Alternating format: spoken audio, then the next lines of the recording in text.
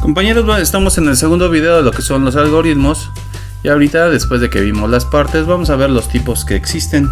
Aquí en programación básica, dentro del CONALEP 256 de Ciudad Hidalgo, Michoacán.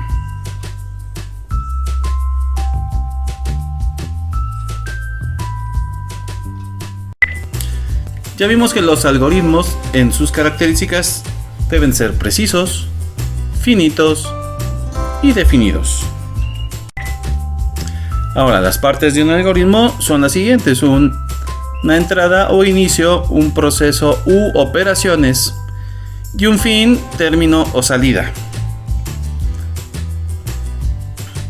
En cuanto a la entrada, se trata del conjunto de datos que el algoritmo necesita como insumo para procesar.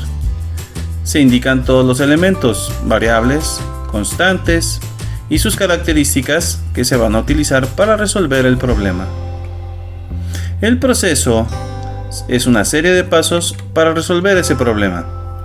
Son esos pasos necesarios para aplicarse por el algoritmo a la entrada recibida para poder llegar a una salida o resolución del problema. En la salida tenemos el resultado solución de problema, que es el resultado producido por el algoritmo a partir del procesamiento de la entrada una vez terminada la ejecución del proceso. Entonces, compañeros, tenemos que la entrada es donde se va a iniciar todo el recorrido del algoritmo, donde se debe tener ya bien claro qué variables, constantes, elementos, operaciones se van a tener que llevar a cabo. El proceso es precisamente realizar esas operaciones con esas variables, con esas constantes, con esos números, con esas fórmulas, con esos comandos, con esas palabras, para que se pueda ejecutar alguna acción dentro de nuestro programa. Obviamente respetando algo muy importante: la sintaxis, que es el orden en el cual los comandos deben de ser escritos, y la semántica, que es el uso de las palabras adecuadas, de los comandos adecuados, de las instrucciones o indicaciones adecuados para que se puedan ejecutar dichas acciones.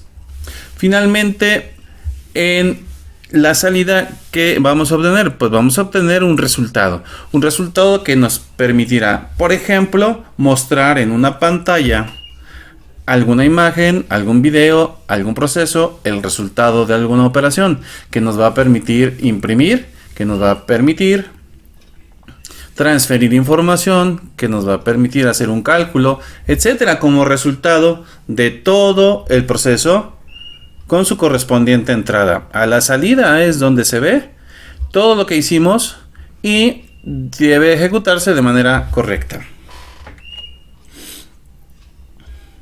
Vamos a ver ahora la clasificación de algoritmos.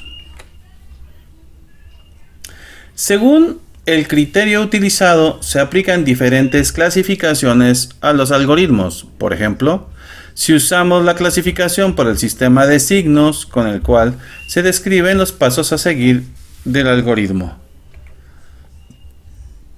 Según el criterio utilizado, se aplican diferentes clasificaciones. En sí podemos distinguir dos tipos: cualitativos, que son aquellos que sus pasos son instrucciones verbales, y cuantitativos, aquellos que siguen instrucciones de cálculos numéricos. También puede haber una combinación de los dos, cuantitativos, y estos son los más abundantes en programación moderna.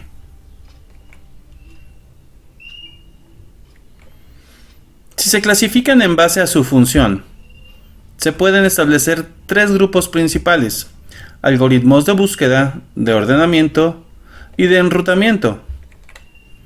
Los de búsqueda sirven para encontrar un dato dentro de un arreglo. Hay dos tipos de búsqueda: secuencial y binaria. De ordenamiento son los algoritmos que son un conjunto de instrucciones que toman un arreglo o lista como entrada y organizan los elementos en un orden particular. Por ejemplo, en orden alfabético, numérico, ascendente, descendente, etc. Y de enrutamiento son los algoritmos que forman parte del software para elegir la ruta de salida por la cual un router transmitirá un paquete de información. Se dividen en algoritmos estáticos y algoritmos dinámicos. Entonces, esto es clasificar los algoritmos por la función que desempeñan: de búsqueda, de ordenamiento y de enrutamiento. El tercer criterio que puede usarse para su clasificación es en base a su estrategia para alcanzar un resultado.